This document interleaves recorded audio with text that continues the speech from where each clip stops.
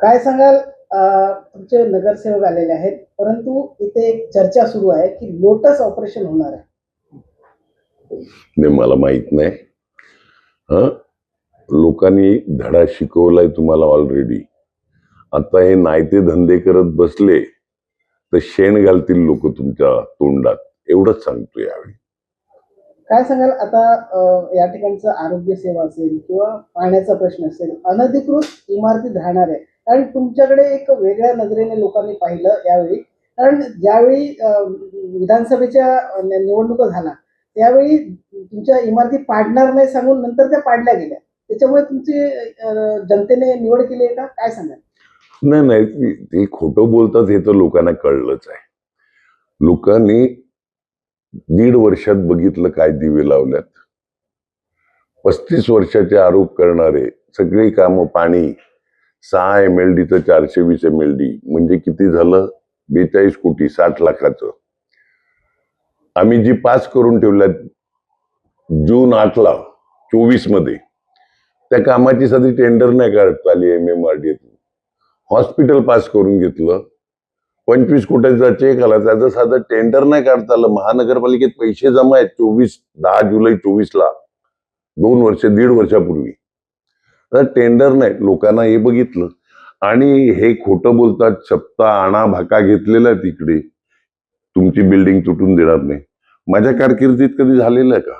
लोकांना ते पण कळते. त्यामुळे विषयच नाही. आम्ही एक तर तुम्ही अनधिकृत बांधकाम होऊन देऊ नये, ते प्रशासनाचं काम आहे. आणि जी गरीब लोक तिकडे राहायला येतात त्यांना बेघर करणं हे चुकीचं आहे. तुम्ही बांधकामच होऊन देऊ नका ना का, तर लोक जातील लिगल मध्ये. तर ते कंट्रोल करू आम्ही आणि यांना दिलासा देऊ. माडामधून जो रिडेव्हलपमेंट किंवा हाऊसिंगचं झालेलं, ती कामं आम्ही घेऊ. लोखंडे साहेब माडाचे CEO असताना जे पास करून घेतलेलं, ती कामं आम्ही मार्गी लावू. स्वतःच सेल्फ रिडेव्हलप करायचं असेल 30-40-50 वर्षापूर्वीची इमारत, तर ठाणे जिल्हा बँकेतून काही सोसायटीना आम्ही ऑलरेडी दिलेलं आहे लोन, ठाणे जिल्हा बँकेतून, का त्यांनी स्वतः डेव्हलप करावी आणि त्या सोसायटीनी रिपेमेंट करावं. ते करू आम्ही. आपण राजन नाईकने हे देखील सांगितलंय की आम्ही 1 जागेवरून 44 जागाला आलो म्हणून आम्हाला लोकांनी नाकारला नाही. नाही, मी कुठे काय बोललो?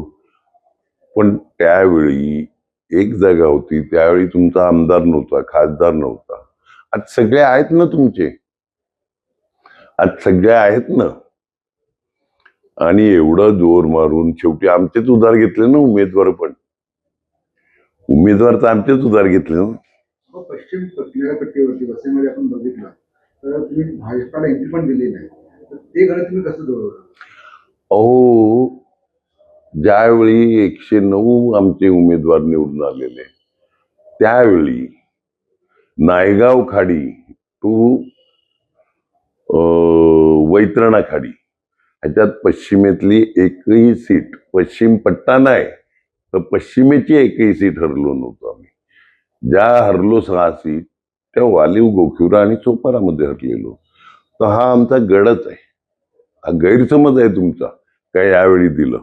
गेल्या वेळीच्या बघा ना सीट, भाईंदर खाडी ते वैतरणा खाडी, सगळ्या आमच्या सीट होत्या पश्चिमेला. नालासोपारामध्ये मोठ्या प्रमाणामध्ये उत्तर भारतीय आणि परप्रांतीय लोक राहतात आणि ते बहुतांश कमळच्या बाजूने असतात. त्याचा फटका बसताना दिसतो आपल्याला. बसतो ना, बरोबर आहे. सिटीमध्ये पण आपण बघितलं की खूप कमळाला मानणारे वर्ग तिकडे आले. बरोबर आहे. आव्हान असणार का भविष्यामध्ये? नाही, आव्हानं सगळीच येतात. शेवटी काय होते, नवीन आलेल्या लोकांना आम्ही केलेली कामं लक्षात नसतात, माहीत नसतात. तर त्यामुळे ती आम्ही हळूहळू करू ना.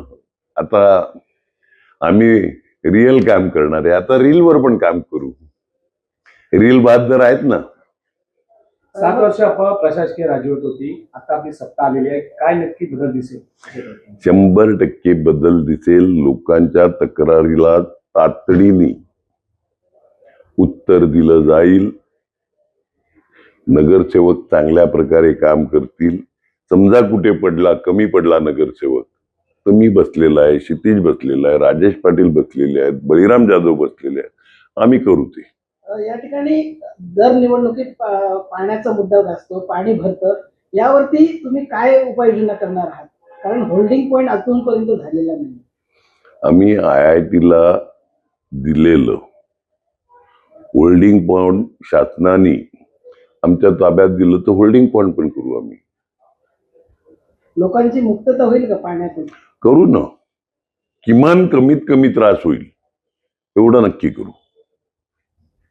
कारण असते का भरती ज्यावेळी मोठी असते, आकाश फाटलेलं असते आणि पूर्वेच्या डोंगरावरून पाणी असं सगळं एकत्रित आलं तर पाणी साठते.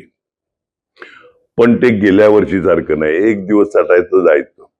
गेल्या वर्षी आम्ही नाले सफाईच केली नव्हती. आम्ही करू ना, दरवर्षी करतो आम्ही, करू. जे गरीब लोक आहेत ज्यांना पाण्याची गरज आहे पण अनधिकृत ठिकाणी राहतात त्यांच्या आम्ही अनधिकृत अधिकृत बघणार नाही. पाणी हा धर्म आहे. पाणी हा धर्म आहे माणुसकीचा, आणि पाणी सगळ्यांना मिळेल योग्य प्रमाणामध्ये.